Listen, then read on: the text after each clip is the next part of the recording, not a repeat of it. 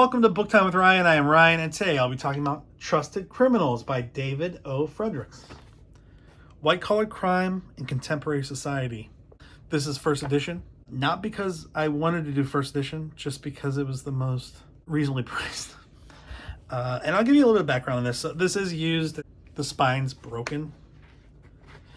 It's an academic book. This is a book that you would find, I think, in a criminology course. And there are newer editions, I think 3 or 4 maybe. This one was from 1996, which means that some of the references are a little older.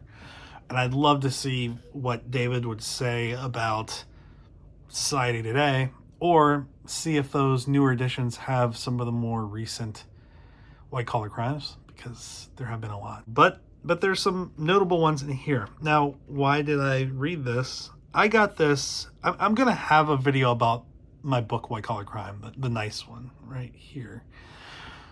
David was super helpful in researching for that. He was really giving him his time. We exchanged a lot of emails, and I really enjoyed talking to him. And I had this update in some of the digging I had done for that book. And I sent him an email. I didn't hear back. And then eventually I Googled his name, and he died last year. So I was sad to hear about that, because I really did. I liked interacting with him. I'll give you more kind of background in that when I talk about White Collar Crime, the book, in a future video. And maybe if I do it right, I'll come back to this video and add a link to the new future video. And if I did that, it would happen right now here. And if you don't see anything there, then I didn't do it, or I haven't done it yet. So who knows when you're watching this, if you're watching it. But so this is an academic work, and David was a criminology professor at the University of Scranton. I'm interested in white collar crime, not because I want to be a white collar criminal. I did wear white collar polo shirt. I didn't want to go all out. When you look at some of my nonfiction thumbnails involving crime, I generally don't put my face in as criminals, because I'm not a criminal and I don't want to be a criminal. And I think that white collar crime is extremely important. I personally think that we underappreciate what a big threat it is to society, how much damage it really does, how pervasive it is, and how often we are affected even when we don't know about it. And that's kind of a reoccurring theme with white collar crime texts. People consider contemporary crime, even non-violent contemporary crime, more impactful and more important and needing more enforcement, when really the damage done through white collar crime is exponentially bigger. This book is really, I don't want to say a primer, because it goes more in depth than a primer would, but this talks to you about the kind of the history of white collar crime, where the study of white collar crime came from, which really started with the book White Collar Crime and Edwin Sutherland. David has written a book about Edwin Sutherland too, which I've read. I don't think I did a review on it, but I've read that. And I had been waiting to read this for a while. I really wish I would have read this when he was still alive, because I did enjoy it. I think you'd enjoy it if you care about this stuff. It is academic, so it's not necessarily something you're going to read and think like, wow, this is an exciting story that should be a movie.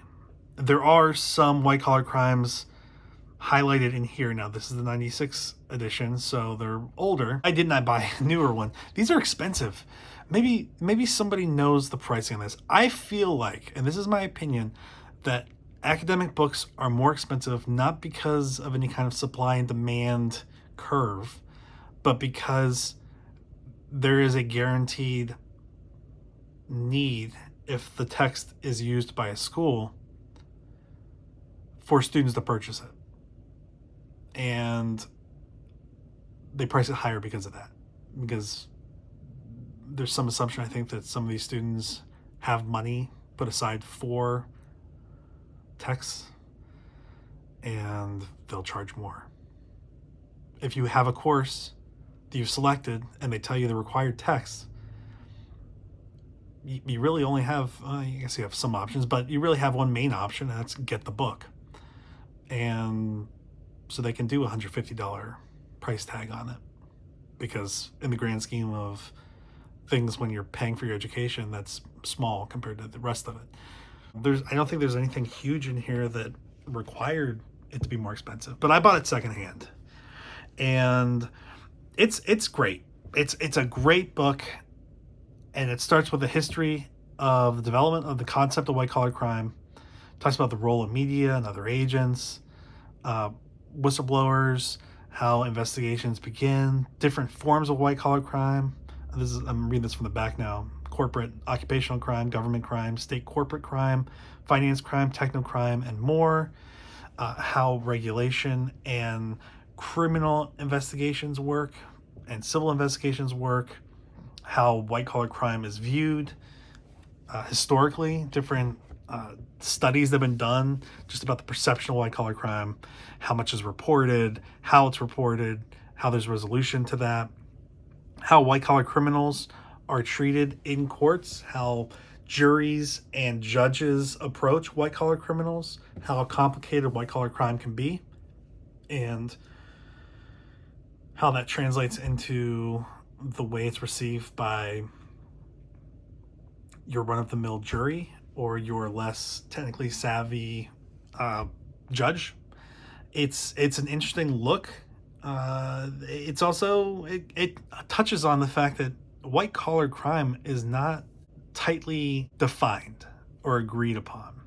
What do you think of as white collar crime? I feel like you kind of have an idea of, in your head, of what you think it must be: embezzlement or insider trading or tax evasion. There are other, like, kind of borderline kinds of white collar crime. When I think of white collar crime, I'm thinking of people who are generally seen as pillars of their community or respectable people from the community that have some kind of, if not political power, some kind of financial power or security at least.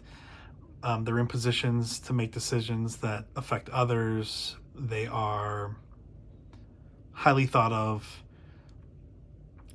pretty wealthy, and experts in some kind of field.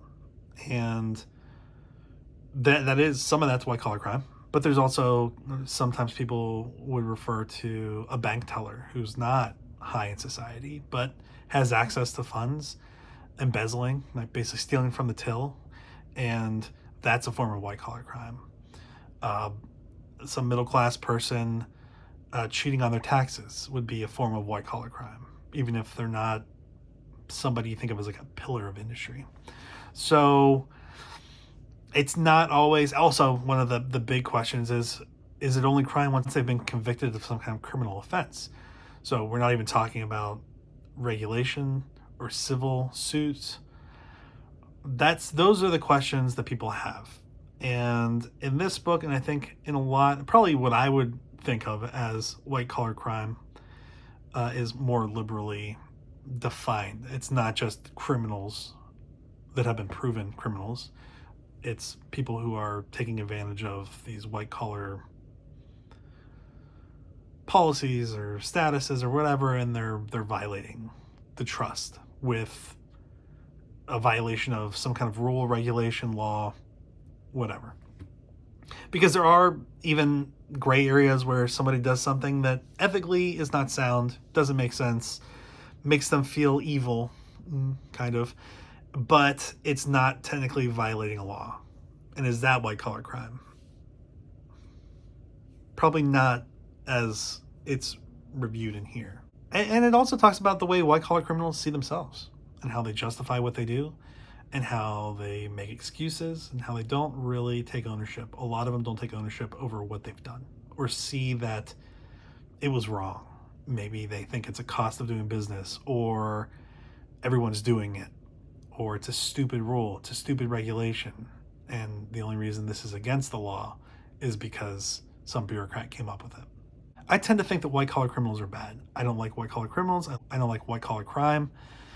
I do think it's probably underreported. I think we give white-collar criminals the benefit of the doubt too much. I'd love to see harder time being done by white-collar criminals, less forgiveness, at least in the initial process. I do believe, like, once you've served your time, once you've been punished and you've taken the punishment, you should be accepted back into society. People should be able to forgive what you've done.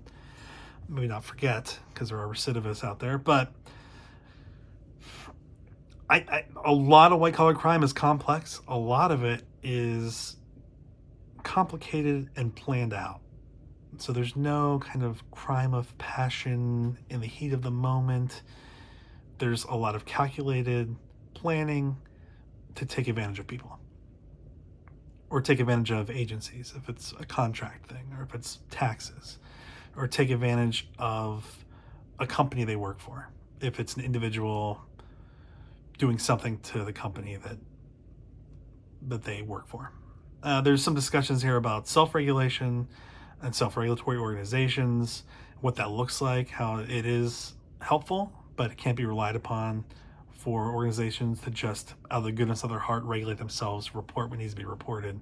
There is some tendency to underreport or to try to handle things in-house or cover things up to avoid embarrassment or violations.